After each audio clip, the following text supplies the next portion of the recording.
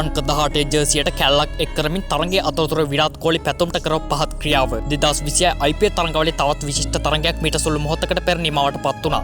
තරගයේ පැවැත්වුණු පෙර වසරේ තරගාවලියේ ශූරයින් වුණු රොයල් චැලෙන්ජර්ස් බැංගලෝර් සහ දිල්ලි කැපිටල්ස් කණ්ඩායම අතර මෙම කණ්ඩායම් දෙක අතරින් ලාංකික ක්‍රීඩකයන් නියෝජනය කරන කණ්ඩායම වන්නේ දිල්ලි කැපිටල්ස්.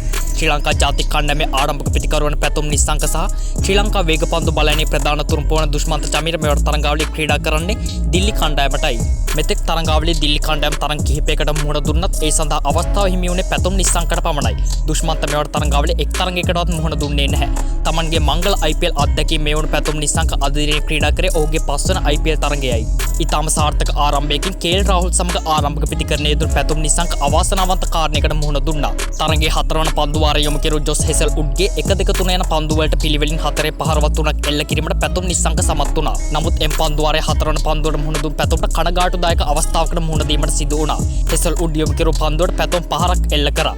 එක ලකුණකට ප්‍රතිමාරු වෙන්න දුවන අතරේදී කොහ්ලි මැදට පැන කඩුල අභියසදීන් පැතුම්ගේ ඇඟේ හැප්පි ඔහු බිම වැට්ටුවා. මේ දැකපු ඕනම කෙනෙකුට වැටහෙනවා කොහ්ලි මේ ක්‍රියාව සිදු කරේ හිතාමතාම කියලා. මොකද පැතුම් එල්ල කෙරු පහර ඇදී ගියේ කොහ්ලි පන්දු රැකමින් සිටි ස්ථානයටයි.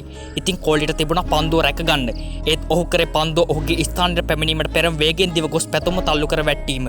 හොඳම දේ කියන්නේ කොහ්ලි පැතුම වටලා මොනවත් දන්නේ නැති ගානට බෝලේ පිහදදා හෙසල්වුඩ් ළඟට ගියා. ග්‍රවුන්ඩ් එක ඇතුලේ මේ වගේ පහත් වැඩක් කරනවා කියන්නේ කොහ්ලි කියන්නේ කොහොම චරිතයක්ද කියලා මම ක්‍රිකට් රසිකයන්ට අමුතෙන් වටහා දීමට අවශ්‍ය නැහැ. නමුත් කොහ්ලිගේ මෙම ක්‍රියාවට පැතුම් සමග එහා පසින් සිට පිටිකරු KL රාහුල් ඉතා කෝපෙන් කොහ්ලි ළඟට ගිහින් ප්‍රශ්න කරනවා දකින්න ලැබුණා. කොහ්ලිගේ මෙම පහත් වැඩේට පිළිතුරක් ලෙස එම් පන්දු වාරයේ අනෙක් පන්දු දෙකටම 6 පහරවල් දෙකක් එල්ල කිරීමට පැතුම් සමත් වුණා. පැතුම් ඒ ආකාරයෙන් දැවැන්ත 6 පහරවල් දෙකකින් උත්තර දෙමින් කොහ්ලිට පෙන්වුවේ ප්‍රශ්න වලට නියම ආකාරයෙන් පිටෙන් පිළිතුරු දෙන ආකාරයයි. කොහ්ලි කොතරම් දක්ෂ වුණත් වැඩක් නැහැ ක්‍රීඩකයන්ට ගරු කරන්න දන්නේ නැත්නම්. විශේෂයෙන්ම තරගයක් තුළ මේ ආකාරයෙන් හැසිරීම නම් අන්තිමයි.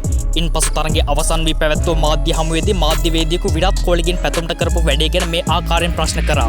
කොහ්ලි ඔබ මොකක්ද තරගයේ අතරතුර කරපු ක්‍රියාව? ඒ ආකාරයෙන් හැසිරෙමින් ඔබ කරේ නිස්සංක සමග තිබුණු ප්‍රශ්නයක් විසඳ ගැනීමද? නැතිනම් ඔහු ඉතා වේගෙන් ලකුණු රැස් කරන දිහා බලා සිටීමට නොහැකිව කරපු දෙයක්ද? යනුවෙන් මාධ්‍යවේදියා කොහ්ලිගෙන් ඇසුවා. එවිට කොහ්ලි ඔහුට ලබා දුන්නේ මෙවන් පිළිතුරක්. මම කරේ ඒ අවස්ථාවේ මට හිතුණ දේ. මට ඕන දේ කරන්න මම මොකටද කාගෙන්වත් අවසර ගන්නේ. එතන නිස්සංක නෙවෙයි වෙන ක්‍රීඩකයෙක් හිටියත් මං කරන්නේ මගේ හිතට එන දේ. මොකද මම විරාත් කොහ්ලි. ඒක ඔබත් හොඳින් මතක තබා ගන්න. යනුවෙන් කොහ්ලි මාධ්‍යවේදියාට සැර පිළිතුරක් ලබා දුන්නා. කොහ්ලි පැතුම්ට කරපු මේ ක්‍රියාව පිළිබඳව ඔබ දරන මතය කුමක්ද? කමෙන්ට් කරයි යන්න.